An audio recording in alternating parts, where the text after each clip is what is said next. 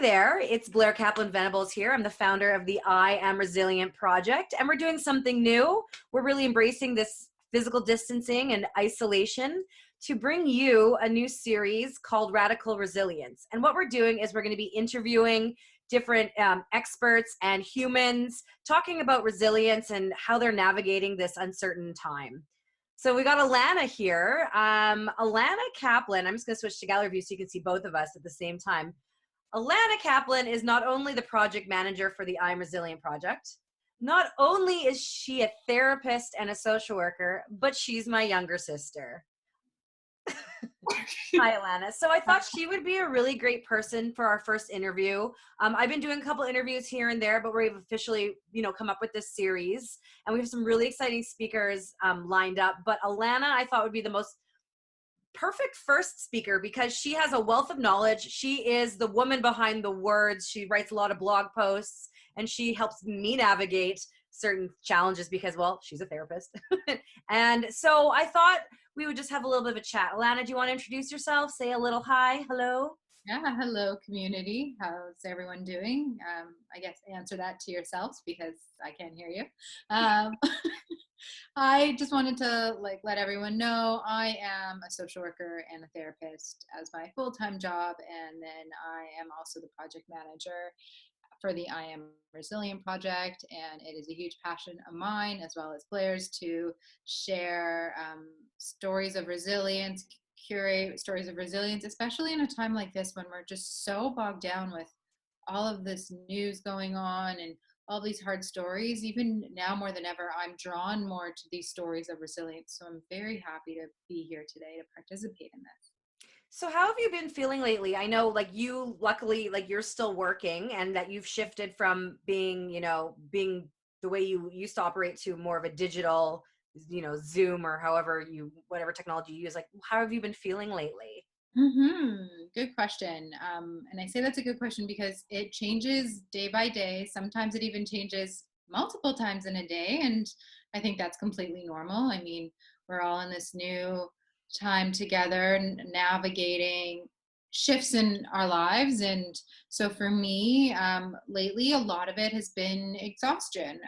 So adjusting to having a work from home space where I am holding space for others within my own place has been an adjustment, and navigating the amount of screen time, which I know Blair's often familiar with lots of screen time. A lot of her work is online, but my work is typically face-to-face, human-to-human interaction.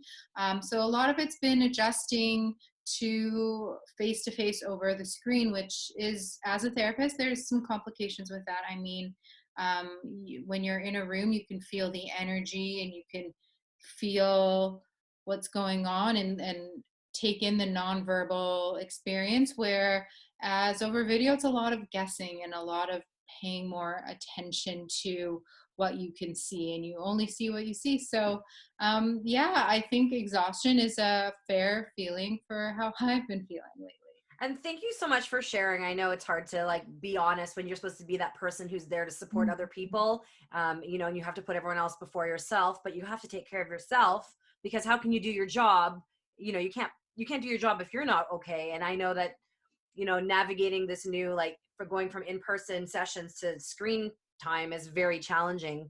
So what tips and tools do you have for other people who are maybe switching the way they do business to being in a place of service via the screen? What are some tools that have worked for you, or some tips for other people who maybe other therapists who are in the same boat as you? Yeah. So I'm learning new tips and tools every day, and a lot of it is trial and error, depending on some of it's depending on mood, some of it's depending on weather. So one of my biggest tips, and I heard about it from another therapist friend, is every 20 minutes you're on video, if you could look 20 feet away for 20 seconds. I'm not sure if there's science behind that, but typically now what I've been doing in sessions with the clients and the people I serve is letting them know ahead of time that they might see me looking away, and that's just a way to protect my eyes. So within the client experience, that's one way I've been trying to adjust to this new work experience. Another thing is trying to space out your day as much as you're allowed to do within the constraints of who you work for. So if you work for yourself, you may have more flexibility. If you're working for an agency, you might have other limitations. So just navigating what you can do for yourself. So trying not to book too many back-to-back appointments so you could take a break, clear the energy in the room.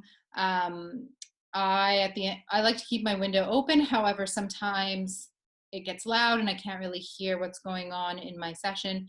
So I make sure at the end of the day to open up all the windows in my apartment, kind of release the energy from the day. And if I'm not going outside on a walk, just trying to get some movement inside, whether that's through yoga, whether that's through talking on the phone with a dear one, pacing back and forth in my apartment, just doing something to move my body. Because another thing that's difficult with online therapy and online meetings, regardless if it's a therapy experience or something else, is you're spending a lot of time like still.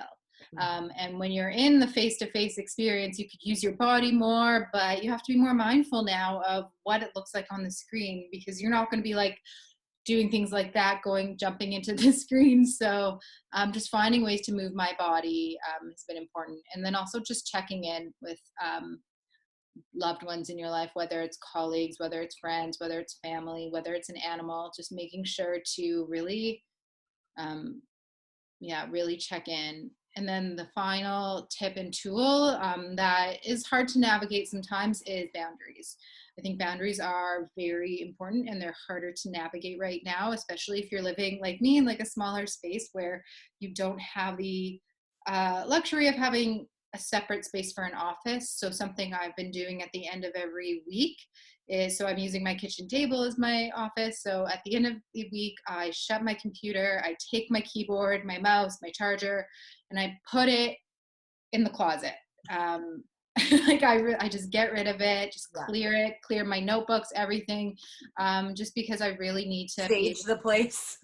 Yeah, I have some leftover Palo Santo that I was gifted once, so I've been using that at the end of the weeks too, to just really take ownership of my home as my home. I love that. And I actually like what you first said about like for every 20 minutes of screen time, looking away for 20 seconds. It's like I should almost set a timer and do that.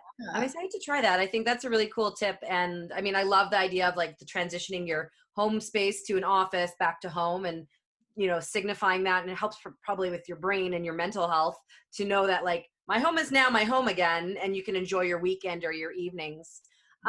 So our whole community is about resilience. What Mhm. does being resilient mean to you? Yeah, it's a good question. I think resilience for me is being able to take difficult moments or experiences in your life and choosing what you can do with that. So sometimes, like for me, resilient is like just owning it, like owning, like, yeah, this is hard. Yeah, like I'm feeling sad or I'm feeling worn out or tired. What am I going to do with that resilience? Am I going to use it to advocate? Am I going to use it to take care of myself?